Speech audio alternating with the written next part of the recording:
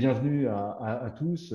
Je vous rappelle que cette série elle a pour vocation de donner quelques repères sur l'ensemble de la chaîne de valeur hydrogène, à la fois aux élus, mais aussi à toutes les personnes qui les assistent.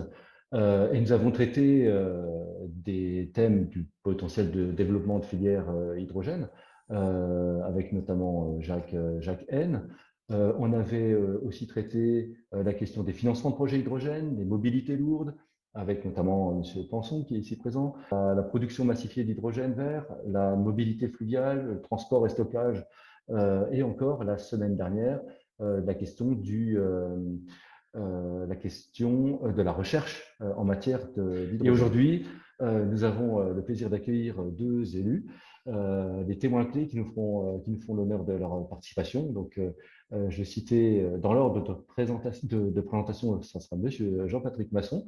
Donc, vous êtes vice-président de Dijon Métropole, notamment en charge de transition écologique, et vous nous présenterez l'un des plus importants projets recensés en France en matière de transformation de flotte publique. Madame Béatrice Agamemnon, vous êtes vice-présidente de l'Eurométropole de Metz, en charge de la mobilité, vous avez porté le projet de transformation d'une partie de la flotte de bus métis et de bennes à ordures en véhicules hydrogène aussi. Vous nous expliquerez tout à l'heure. En deuxième temps, donc, comment avance ce projet qui lui aussi sera un beau marqueur de territoire. Je vous laisse la parole, monsieur Masson, pour votre présentation et merci à vous encore de votre participation. C'est moi qui vous remercie de votre invitation. C'est toujours avec plaisir qu'on parle de sa collectivité, donc il n'y a pas de problème. Et puis, c'est vrai que c'est quelque chose d'important pour la collectivité que je représente, mais aussi de manière plus générale pour la filière hydrogène, je le crois. Peut-être pour me présenter plus avant, donc effectivement, je suis vice-président de la métropole chargé de la transition écologique et d'un certain nombre de projets tenant à la fois aux déchets, on verra pourquoi ça a de l'importance dans cette présentation, à l'énergie et au programme européen qui traite des sujets d'autoconsommation collective. Cet ensemble, quelque part, en termes de compétences délégation, a de l'importance sur la façon dont on regarde les choses et dont j'essaie de les animer. Aujourd'hui, pour la métropole, l'hydrogène, en fait, est une brique par rapport à un certain nombre d'autres éléments que nous avons travaillés. Je suis élu depuis 2001, donc j'ai pu voir toute la chaîne de progression dans ce domaine, puisque nous avons eu une première brique qui concernait la production d'énergie électrique et d'énergie chaleur à partir de l'usine d'incinération dont dispose la métropole, qu'elle gère en régie. Et puis ensuite, il y a eu donc cette chaleur qui est aujourd'hui utilisée de manière importante, puisqu'on est à plus de 50 000 équivalents logements chauffés avec l'usine d'incinération, mais aussi du bois, des chaufferies de biomasse. Et donc, on est sur le réseau à 80% d'énergie renouvelable approximativement. Donc, des choix qui sont des choix très marqués. Et je le disais, cette usine, elle produit également de l'électricité. Et c'est là que l'opportunité nous a-t-il semblé était intéressante d'aller vers l'hydrogène. Le turbo-alternateur de l'usine d'incinération, qui existe maintenant depuis une douzaine d'années, est au bout de l'obligation d'achat en termes contractuels. Et donc, la question se posait de savoir ce que nous allions faire de cette électricité, la vendre sur le marché. Alors, on dirait en ce moment, vendre sur le marché, ça pourrait être plutôt intéressant, mais ce n'est pas l'option qu'on a choisie. Donc, voilà, première chose. Et donc, on s'est dit, le grand problème que nous avons en matière d'énergie au plan territorial, puisque ce que je vous ai décrit juste avant, c'est pour vous montrer qu'on a fait un choix en termes de circuit court énergétique. Donc, c'est important, c'est vraiment ça la base, j'allais dire politique, le choix politique. Et donc, cette énergie électrique, on s'est dit, problème, il faut la stocker et l'utiliser au moment adéquat. Dans le même temps, vous le savez, il y a une évolution de la réglementation. Cette évolution de la réglementation Elle a comme corollaire pour les véhicules de changer, de faire évoluer la motorisation. Troisième élément également, c'est pour ça que j'ai précisé que notre usine était en régie, on travaille beaucoup sur l'économie circulaire. Et il nous a semblé utile de faire la démonstration qu'on pouvait, dans ce domaine, être sur de l'économie circulaire, puisque ce sont les déchets des habitants qui sont collectés par nos camions, qui sont incinérés, qui produisent de l'électricité, l'hydrogène, et ce serait judicieux que cet hydrogène alimente les bennes ordures ménagères. Donc il y a une logique derrière qui est aussi une logique de démonstration qu'on est en capacité dans une collectivité de se saisir à la fois des différents leviers en matière d'énergie dont nous disposons, mais aussi de montrer très pragmatiquement, par l'exemple, que ceci est utile au territoire. Bien sûr, je pourrais vous faire tout un développement sur qualité de l'air, émissions de gaz à effet de serre, enfin, toutes choses que l'on rencontre lorsque on utilise de l'hydrogène et l'électricité produite, comme je l'indiquais, puisque, bien sûr, on a un plus grand respect de la qualité de l'air et de moindre émission de gaz à effet de serre.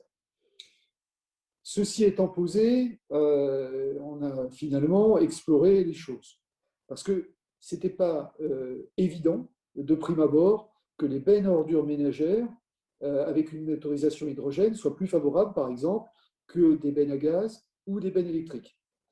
En fait, on a fait les études et on s'est aperçu assez rapidement que si je compare à l'électricité, le poids des batteries est pénalisant pour les véhicules.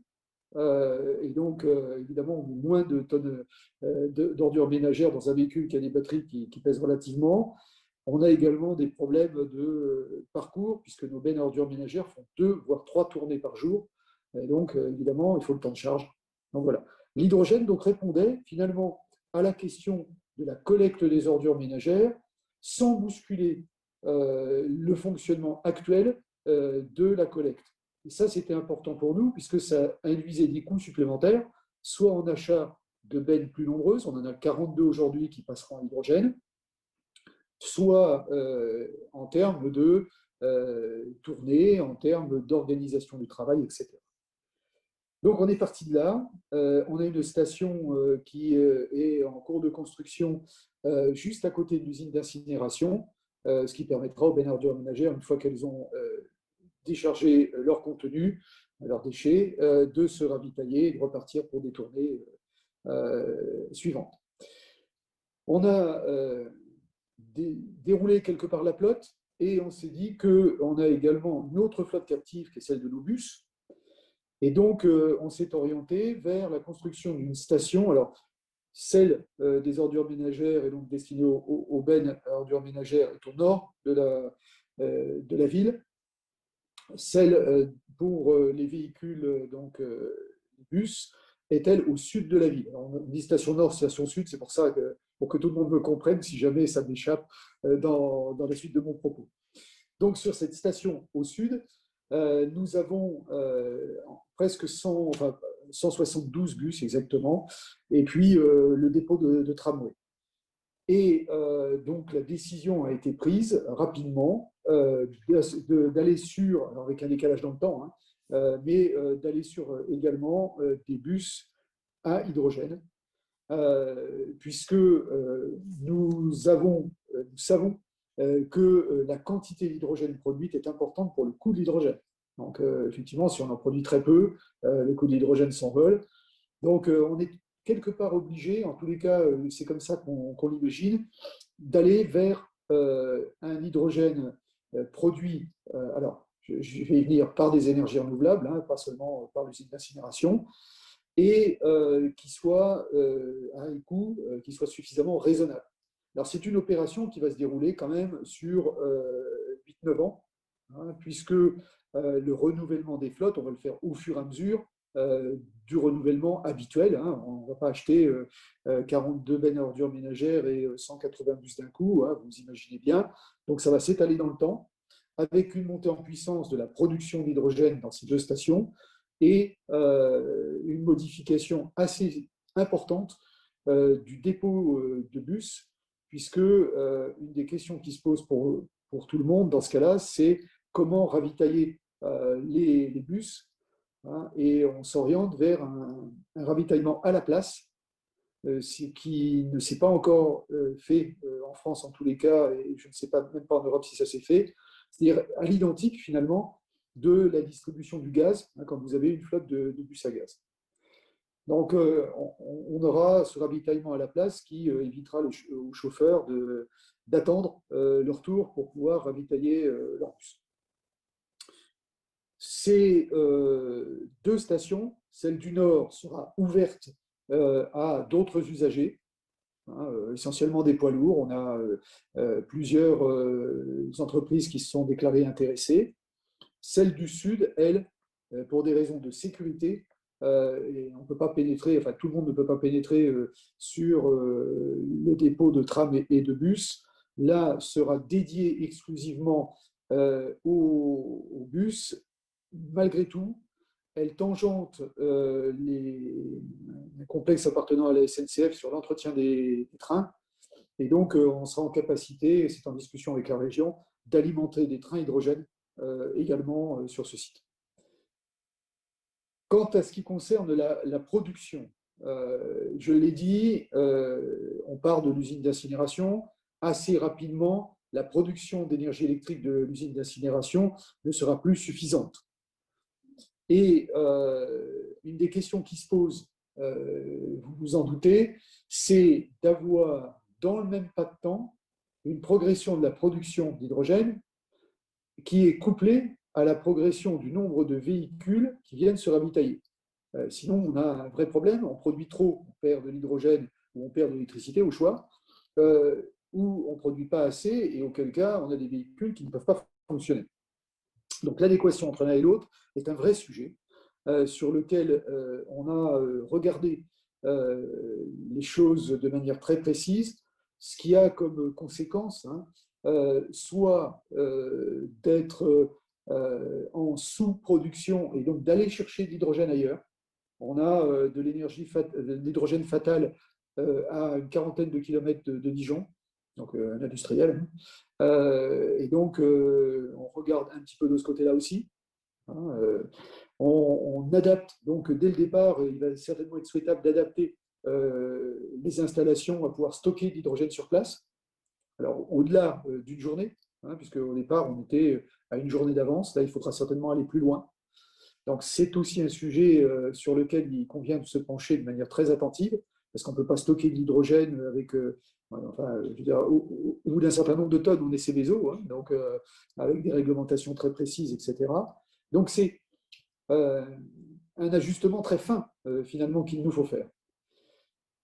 Je le disais, on veut que ce soit de l'hydrogène vert. Donc, usine d'incinération, c'est de l'énergie fatale.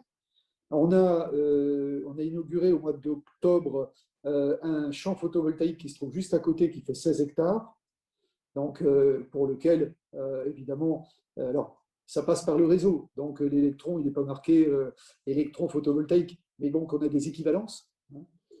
Et on le sait également, alors sur le sud, on a déjà 2 hectares de panneaux photovoltaïques sur les installations elles-mêmes.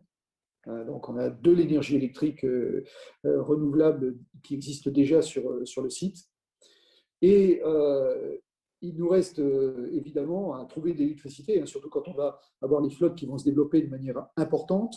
Et là, on s'oriente vers des certificats d'origine pour continuer d'acheter de l'électricité labellisée renouvelable.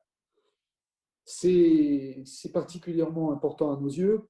Je l'ai dit, on souhaite au maximum fonctionner en circuit court, hein, au niveau énergétique.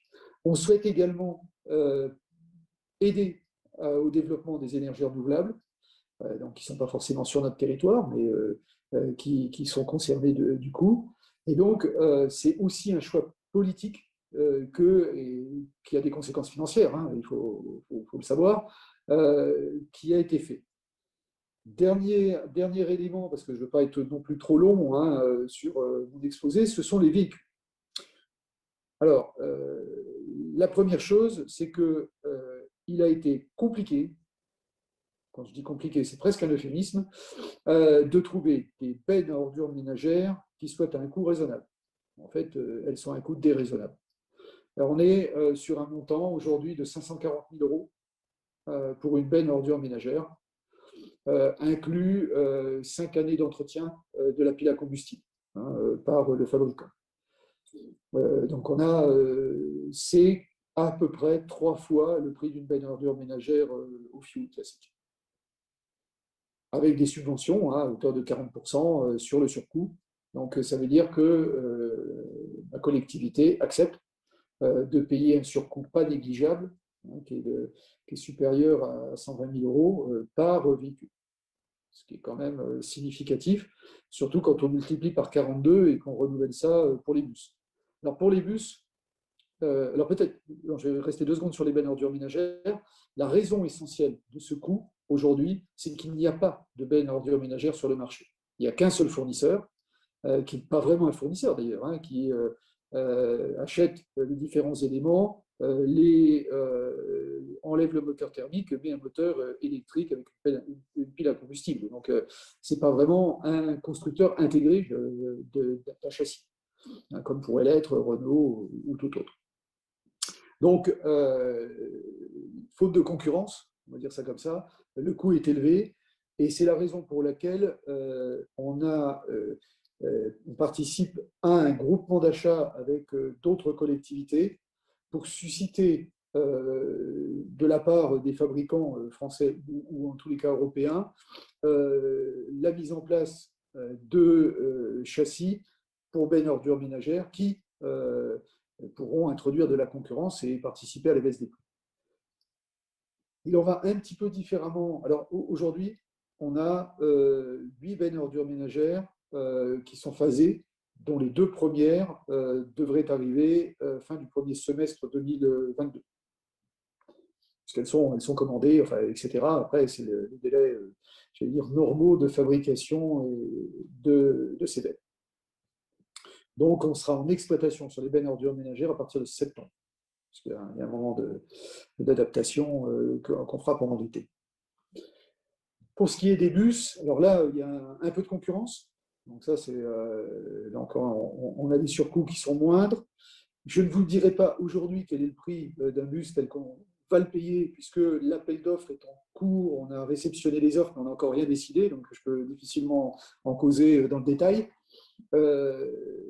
Mais donc, on est sur 27 bus, une commande de 27 bus, qui arriveront, donc je l'ai dit, deuxième semestre 2023, et qui nous permettra de monter en puissance petit à petit, puisque la livraison ne sera pas d'un seul tenant, qui nous permettra de monter en puissance jusqu'à 2026. 2026 étant une date importante pour ce qui nous concerne, puisque nous serons en 2026 à la phase de massification, c'est-à-dire qu'on va continuer de commander, mais là, il y a vraiment un palier qui aboutit à ce que dès 2027, on ait la totalité des 2 flottes. Donc, je l'ai dit, c'est une opération qui va s'étaler un petit peu, parce que quand je dis une totalité des 2 flottes, ça veut dire la commande des 2 flottes. Donc après, voilà, on aura des délais de livraison, j'imagine, qui vont s'étaler sur une année ou 2. Notre objectif étant, évidemment, en 2030, de disposer de tous les véhicules nécessaires. Pour conclure, en attendant vos questions, en fait, il y a une relation assez étroite, puisque le prix de l'hydrogène, je l'ai abordé, donc je vais conclure là-dessus. Il y a une relation assez étroite, évidemment, entre le prix auquel on va vendre, nous, notre électricité, celle du turbo-alternateur, de l'usine d'incinération, en lien, puisque cet équipement produit également de la chaleur, en lien avec la chaleur, donc il y a un équilibrage entre plus d'électricité, moins de chaleur, plus de chaleur, moins d'électricité. Voilà. Donc, les moyens de production sont répartis. Donc, il y a des questions qu'il faut qu'on se pose de cette manière. Il y a évidemment des questions qui peuvent se poser et qui se posent dès aujourd'hui sur le prix de l'électricité, puisqu'on l'a vu, ça peut tout d'un coup déraper. L'idée pour nous, c'est de rester sur une certaine stabilité du prix en ayant intégré le maximum de production locale, puisque là, on maîtrise. Hein. On l'a vu avec nos réseaux de chaleur, par exemple, où il y a une dérive du gaz hein, qui nous concerne tous. Bah, le fait d'être 80% énergie renouvelable, ça amortit considérablement le prix, puisque le bois et le prix de l'usine d'incinération, de la chaleur de l'usine d'incinération, lui, il est fixé. Donc, on a moins de. Voilà, ça stabilise un peu les choses et ça devient un sujet de grande importance parce que le prix de l'hydrogène, vous l'avez compris, non seulement est un sujet quand on produit de l'électricité, mais c'est aussi un sujet quand on est consommateur. Or, le plus gros consommateur des installations, et pour longtemps, hein, alors j'espère que ce longtemps, c'est 4-5 ans, hein, ça va être quasi exclusivement la métropole. Donc, quelque part, le prix de l'hydrogène, on est un des éléments de sa fabrication, de ce prix, mais on est aussi celui qui paie à l'arrivée la facture. On l'a dit, on a choisi, pour essayer de maîtriser le système, de ne pas acheter de l'hydrogène à l'extérieur, sauf de manière marginale, je l'ai dit, quand on aurait une insuffisance de production, mais bien d'avoir nos propres moyens de production sur place. Et ça, c'est une marque très forte de la métropole qui souhaite maîtriser son, entre guillemets, destin énergétique de manière à ce que, non pas on vise à l'autonomie, ça serait complètement illusoire et puis quelque part peut-être un peu stupide, mais on souhaite peser suffisamment sur le système pour avoir une suffisante maîtrise des prix et des approvisionnements. Voilà. Donc, équilibrer les choses et ne pas être simplement en position de client. Et pour ce faire, nous sommes actionnaires d'une société qui s'appelle DMSE, Dijon Métropole Smart Energy. Nous sommes un des 4 actionnaires, donc avec 3 entreprises privées, hein, puisqu'on veut aussi être dans la maîtrise du dispositif. Donc, il nous paraissait judicieux de rentrer dans cette société, hein, dans les conditions où on peut le faire, et du coup, être vraiment, j'allais dire, dans toutes les parties du sujet hydrogène ou du sujet énergie de manière plus générale. Ce que je vous propose peut-être, c'est effectivement qu'on passe à la présentation de Béatrice Agamellon et puis qu'on passe dans un troisième temps aux questions-réponses si vous en avez la disponibilité. Est-ce que ça vous convient? D'accord, très bien. Ben, Béatrice, vous avez la parole. Merci, Pour bonjour à Metz. toutes et à tous.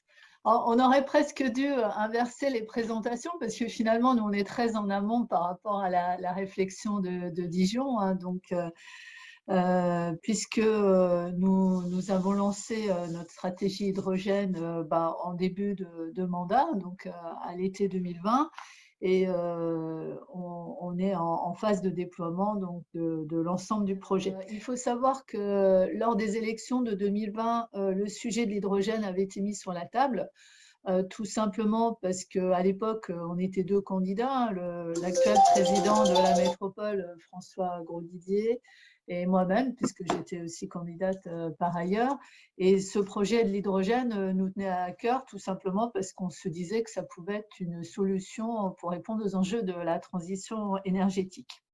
Alors, il se trouve qu'au niveau de notre Eurométropole, on a plusieurs opportunités. Alors, la première, c'est qu'on a la mise en œuvre d'un bus à haut niveau de service qui est prévu à l'horizon 2025. Alors, vous avez la photo de ce bus à haut niveau de service. Alors, nous, on l'appelle le Métis. Ça ressemble à un tramway, mais c'est un tramway sur pneus. Et l'objectif de réalisation de cette 3e ligne nécessite la mise en œuvre de 13 bus de ce type-là. Donc, avec l'ensemble des réflexions sur le verdissement de la flotte de véhicules lourds, notamment avec les enjeux liés à la loi sur la transition énergétique et les obligations de la LOM, eh bien, s'est posé la question sur ce qu'on allait faire en termes de motorisation pour ces nouveaux véhicules. Par ailleurs, on a quand même un écosystème local qui est extrêmement favorable puisqu'on a quand même pas mal d'acteurs de l'hydrogène et du secteur de l'énergie sur notre territoire. Donc, on a une SEM locale, notre usine d'électricité de Metz, hein, qui produit de l'électricité verte très massivement. On a un grand nombre d'industriels, on a des constructeurs, on a des centres de recherche et on a aussi notamment l'Université de Lorraine qui a des formations en termes de maintenance, notamment sur la partie hydrogène. Et donc, on se disait avec le président qu'il y avait quand même une opportunité qui était très forte. Et finalement, à la fois la troisième ligne et ce que je ne vous ai pas dit non plus, c'est qu'on va renouveler notre DSP Transport pour la fin 2023, donc avec aussi un objectif assez ambitieux de renouvellement de notre flotte de bus actuelle, fait que on était en train de se dire qu'on était à la croisée des chemins et que c'était peut-être le moment de se poser la question de l'hydrogène. Alors, sur notre flotte de bus actuelle, on a quand même une flotte de plus de 160 bus, plus les bus métis. Hein, les bus métis, on en a 33, donc plus les 13 qui seront à mettre en œuvre, avec un certain nombre de renouvellement à très court terme. Et puis, bien sûr, on a la flotte actuelle des métis, des 30 bus qui seront à envisager donc à l'horizon entre 2028 et 2032. Donc, on arrive aussi dans cette échéance de temps, ce pas de temps qui s'avérait extrêmement intéressant. Et puis, bien entendu, dans la jeunesse du projet, on a tout le travail qu'on a pu mener au niveau de la métropole dans le cadre du schéma directeur des énergies, avec une volonté forte de décarboner la partie transport et puis de baisser à la fois nos émissions et nos émissions de gaz à effet de serre. Donc, ce qui fait qu'on était à la croisée du chemin. Lola, je vous propose de passer à la deuxième. Alors, l'objectif du projet de l'Eurométropole, c'était de se dire finalement, on a une brique qui est quand même extrêmement intéressante. On a un noyau commun qui est la troisième ligne plus le renouvellement de notre flotte. Et ce qui fait qu'on peut avoir finalement un élément suffisant pour être suffisamment attractif sur notre territoire et faire en sorte qu'on soit pertinent, notamment dans le cadre de l'appel à projet de l'ADEME. Alors, c'est comme ça qu'est né l'ensemble du dossier, avec la volonté de développer un écosystème autour de cette brique de base. Donc, la brique de base, la troisième ligne, plus le renouvellement des véhicules qui devait l'être. Et puis, en y associant la partie benne à ordures ménagères. Et puis, en y associant les forces vives du territoire pour avoir une vraie filière sur le territoire. Et la filière, elle passe par plusieurs éléments. La première, c'est la production d'électricité renouvelable. Donc, je vous le disais tout à l'heure, on a notre SEM locale, l'usine d'électricité de Metz, qui est déjà en capacité de fournir de l'électricité verte dans le cadre de certificats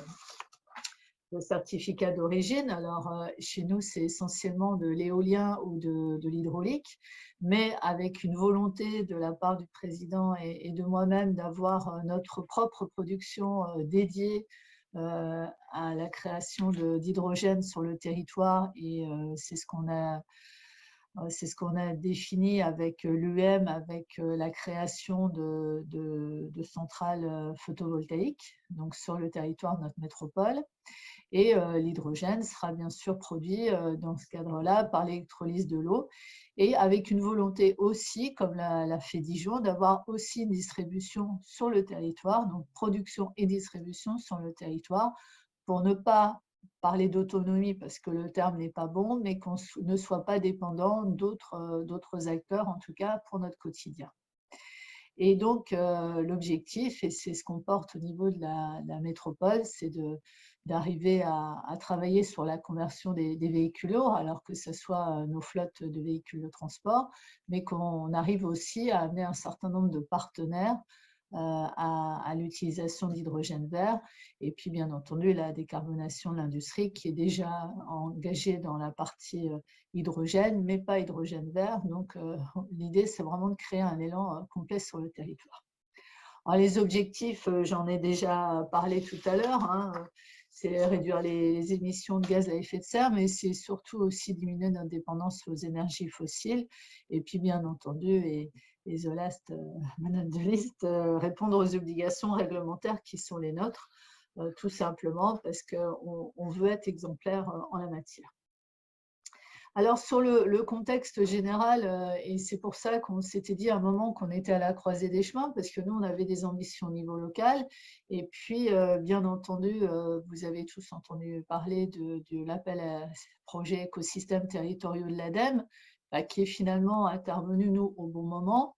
Et donc, l'idée a été de se mettre en ordre de marche. Ça a été un peu une marche forcée, on va dire, depuis 18 mois, pour être prêt pour répondre à ce fameux appel à projet écosystèmes territoriaux de l'ADEME. Et puis, bien sûr, il y a toutes les forces vives au niveau régional, avec la feuille de route régionale, le SRADET, et puis les personnes qui ont été citées tout à l'heure par Jérôme Marchal, Dynamise, le Club Hydrogène Grand Est, et puis le pôle véhicule du futur, sachant qu'on a été labellisé il y a 3 mois par ce pôle. Donc, finalement, une conjonction plutôt favorable sur notre projet. Alors, comme je disais tout à l'heure, on a la production d'hydrogène qui va être assurée par l'usine d'électricité de Metz. Et donc, là, actuellement, on travaille dans le cadre d'un consortium avec l'UEM, qui est lui-même producteur d'énergie renouvelable et qui nous approvisionnera donc en énergie renouvelable et qui assurera l'exploitation de l'infrastructure.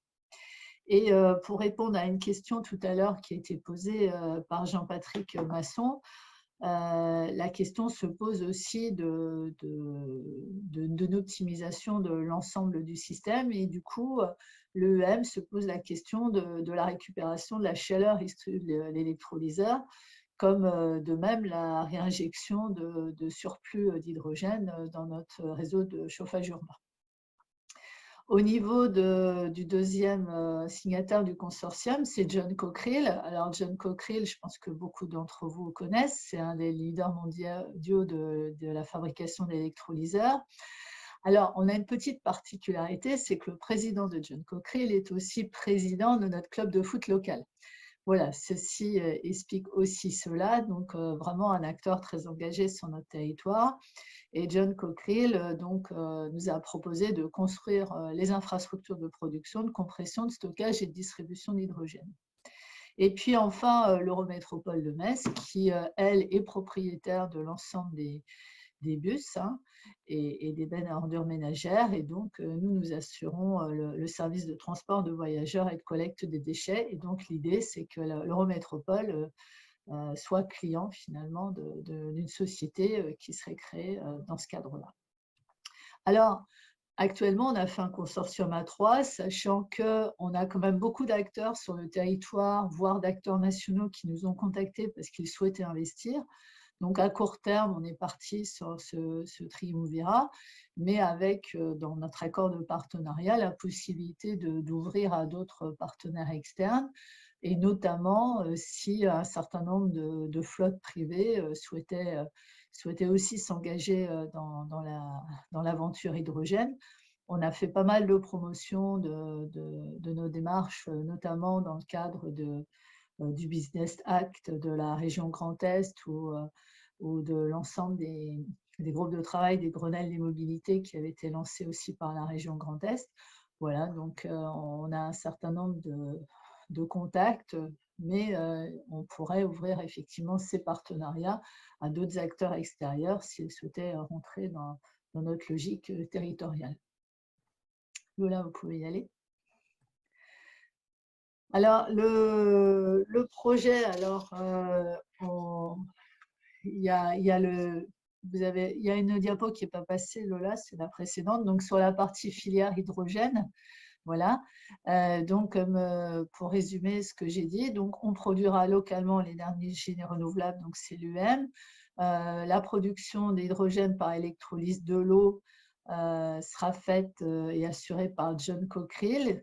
et la partie distribution par l'EM et l'ensemble des applications que j'évoquais tout à l'heure, avec des échéances de mise en œuvre. Donc 2025, c'est la mise en service de notre 3e ligne de bus. Et après, on aura une conversion d'une partie de la flotte de bus entre 2025 et 2035, comme on va le voir sur la diapo d'après. Et c'est la base qui a été choisie dans le cadre du projet qui a été remonté à l'ADEME.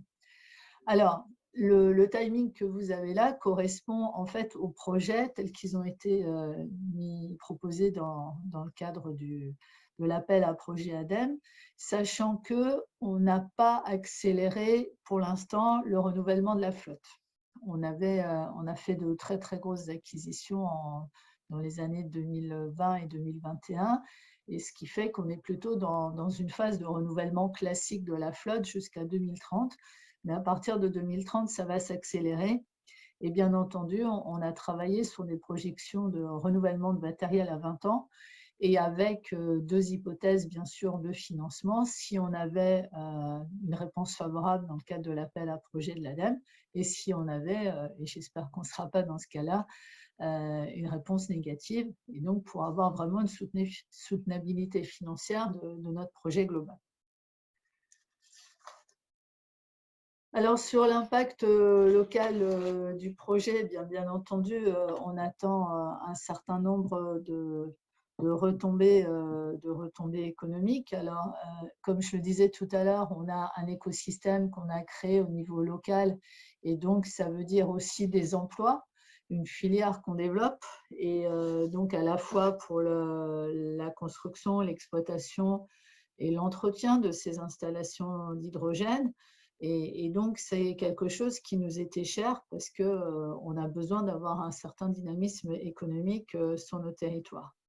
Le fait d'impliquer aussi des industriels locaux dans le projet va nous permettre aussi de développer un certain nombre de savoir-faire sur le territoire. Et je pense qu'on est tous gagnants en ayant ce genre de démarche. Et puis, bien entendu, à la fois avec cette création d'emplois, il y a aussi un développement d'un certain nombre de compétences, alors que ce soit la maintenance, que ce soit l'entretien, que ce soit l'exploitation des bus, etc. Il y a vraiment une possibilité quand même très forte qui est offerte par cette filière, sachant qu'on a déjà des volets formation qui se développent sur le territoire, et on a aussi la création en ce moment d'un institut en innovation logistique et qui travaillera aussi sur ces sujets liés à l'hydrogène. Au niveau des enjeux que j'évoquais tout à l'heure, le fait d'avoir de l'hydrogène produit à partir d'électricité renouvelable et locale nous permettra de répondre aussi aux enjeux de la transition énergétique. Au niveau des émissions, on estimait à 1900 tonnes de CO2 le gain d'émissions évité en 2027 et à 3200 tonnes à l'horizon 2030. Donc, c'est quelque chose qu'on souhaite encore accélérer donc, après 2030. Et bien entendu, comme d'autres collectivités, on aimerait bien atteindre la neutralité carbone. Et puis, avec un projet hydrogène, notamment pour une grande liane de bus telle qu'on va la créer, bien, il y a tout ce qui est amélioration des conditions de vie pour les riverains qui va être non négligeable, avec un impact très fort dans le cadre du contrat local de santé. Donc, avec tout ça, c'est vraiment un projet territorial qu'on développe. Projet territorial qui a aussi des composantes sans doute un petit peu plus terre à terre. On parlait tout à l'heure, M. Masson parlait tout à l'heure des sujets des dépôts. Aujourd'hui, on n'aurait qu'un endroit de distribution pour l'instant sur notre territoire pour l'avitaillement de nos véhicules, qui serait sur le dépôt de bus actuel, qui serait étendu. Par contre, on ne va pas vous cacher que ce dépôt est actuellement en ville. Et donc, une installation ICPE de ce type-là, ça a aussi un impact sur le territoire, sur le voisinage, et donc ça fait partie des sujets qui seront aussi en discussion. Et on envisage aussi de travailler sur d'autres points de distribution, alors sans doute peut-être à proximité de notre dépôt de bennes à ordures ménagères, et avec pourquoi pas une station qui soit ouverte un peu plus grand public. L'ambition politique, je pense que vous l'avez compris, c'est quelque chose qui est un marqueur de ce projet. C'est aussi pour ça qu'on a réussi à embarquer un certain nombre d'acteurs, parce que c'est quelque chose qui a été dit et réaffirmé de nombreuses fois par le président. Il y avait une brique de base, hein, je le disais tout à l'heure, qui étaient les 13 premiers métis, un bus à haut niveau de service. Mais le fait d'avoir dit que la flotte de transport en commun et la flotte de BOM seraient renouvelées en privilégiant l'hydrogène a été aussi un gros marqueur de cette ambition. Et le fait qu'il y a entre un gros tiers du budget métropolitain qui est consacré à ce projet-là montre effectivement cette ambition. Sur le partenariat, pour nous, il est extrêmement important, il est local, et du coup, ça va permettre aussi de développer le savoir-faire de nos entreprises qui sont parmi des fleurons dans leur domaine. Donc, on ne peut que se réjouir de cette proposition. Et puis enfin, c'est aussi pour nous un défi technologique. Alors, les métis, vous avez vu la photo tout à l'heure, c'est des bus de 24 mètres de long qui sont 3 caisses. Et pour les observateurs assidus des politiques hydrogène, vous devez savoir qu'il n'y a pas de bus 24 mètres hydrogène actuellement sur le marché, ça n'existe pas. On n'a que des bus de 18 mètres, de caisse, de type Van Hool, donc c'est les mêmes mais en 18 mètres, qui circulent à Pau. Et donc, comme le disait M. Masson tout à l'heure, nous aussi, on va travailler sur la possibilité de développer finalement une filière et une offre en matière de bus. On lance un marché de recherche et innovation pour justement mettre en place ces bus de 24 mètres hydrogène. On a contacté un certain nombre de collectivités pour voir si elles souhaitaient partir avec nous dans cette aventure. Et bien entendu, il y a un risque technologique de notre part si on voit au niveau d'un certain temps que la mayonnaise ne prend pas, eh bien on a un plan B qui est de passer sur des bus 18 mètres, ce qui veut dire qu'il y aura bien sûr plus de bus, des coûts d'exploitation supplémentaires. A contrario, pour nos concitoyens et surtout riverains du bus, ce ne sera qu'un avantage puisque la fréquence de passage sera améliorée pour permettre d'avoir un suffisamment d'emport de personnes. Voilà donc ce que je pouvais vous dire sur le projet. Donc maintenant, nous, on est vraiment en ordre de marche pour que tout le dossier soit mené de bout en bout. Merci Béatrice pour cette présentation et cette ambition aussi marquée par le territoire. Parce que pour introduire ces questions, j'en aurai deux à nos deux intervenants. La première, c'est quelle est la capacité en gros à terme de production sont envisagées dans les territoires. Et la deuxième, c'est quel surcoût global pour la collectivité en termes de fonctionnement, parce qu'effectivement, l'investissement est massif. La capacité, donc, pour ce qui est de notre installation au nord pour les bennes à ordures ménagères, c'est 1 tonne jour. Sachant que, comme elle sera ouverte à l'extérieur, voilà, c'est nos besoins à nous, mais il est vraisemblable qu'on ira un peu au-delà. Et la capacité pour les bus, c'est 4 tonnes. Ce qui rejoint votre question sur le surcoût. Hein, donc, c'est les tonnages que je vous ai donnés à terme. Hein. Oui, à terme, bien sûr. On est bien d'accord. Aujourd'hui, on sera évidemment avec des chiffres très inférieurs à ça. On sera sur un 10 MW en gros pour la partie bus. Ouais. Non, je pense. À peu près. D'accord. Donc le surcoût, alors il y a deux types de surcoût en réalité. Il y a un surcoût en investissement et il y a un surcoût en fonctionnement. En investissement, alors c'est un chiffre qui sera forcément imparfait, mais on a voté une autorisation de programme de 100 millions d'euros. Donc, qui comprend l'achat des bus. Donc, normalement, pour le surcoût, il faudrait défalquer l'achat de bus classiques, l'achat de bennes ordures ménagères classiques. Donc, c'est pour ça que je disais c'est forcément imparfait. Et qui inclut également notre participation à la mise en place des moyens de production. Voilà, c'est sur un peu moins de 10 ans, c'est 100 millions que la métropole va mobiliser sur ce sujet. En termes de fonctionnement, essentiellement, c'est le coût de l'hydrogène qui est important. Et ce coût de l'hydrogène sera aux environs de 12 euros le kilo. Ce qui, on espère à terme, va baisser, puisqu'on essaie d'avoir un optimum vers 8 euros. On sait aujourd'hui que si on achète de l'hydrogène sur le marché, le prix du kilo d'hydrogène est évidemment très inférieur, mais ce qui impacte très fortement, c'est le transport, puisque les moyens mis en œuvre pour le transport, y compris les moyens de stockage qu'il faut envisager dans ce cas-là, aboutissent, d'après les calculs d'une autre collectivité qui travaille sur le sujet, mais là, qui n'aurait pas d'unité de production, on est à peu près dans les mêmes prix, c'est-à-dire aux alentours de 12 euros, achat hydrogène plus transport. Donc on sait qu'aujourd'hui, sur les différentes expérimentations, on est aux alentours de ce prix-là. D'accord.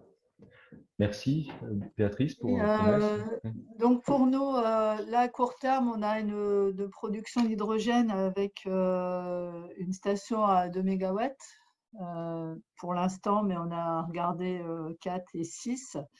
Donc, c'est la première brique de base. Donc, les 13 bus à ordures ménagères, 7 bus doubles, et puis on a 16 bus classiques et 7 bennes à ordures ménagères. Donc, ça, c'est à l'horizon 2030. Sachant que en termes de surcoût, en termes d'investissement, on a majoré nos propositions au niveau de la métropole dans le cadre de notre programme pluriannuel d'investissement, et notamment les métis. Les métis sont estimés aujourd'hui, à motorisation classique, à un peu plus d'1 million d'euros, et nous, on les a estimés à 1,6 million pièces. Donc, on en a 13. Plus après 33 qui seront renouvelés, donc ça vous donne quand même un volume financier qui est assez conséquent. Et sur les bus et les bennes à ordures ménagères, on a repris les derniers chiffres qui étaient sortis dans les derniers appels d'offres. En surcoût d'exploitation, suivant les hypothèses, on est entre 300 et 500 000 euros de plus par an. Donc, ce qui est quand même très conséquent. Pour vous donner un ordre d'idée, cette année, on a fait entre guillemets, un geste un peu exceptionnel, puisqu'on a amélioré le niveau de service de notre réseau de transport en injectant 500 000 euros de plus pour l'offre supplémentaire. Donc, vous voyez, 500 000 euros pour le surcoût hydrogène, c'est autant d'offres a priori qu'on aurait peut-être en moins. C'est une vraie volonté de passer à autre chose.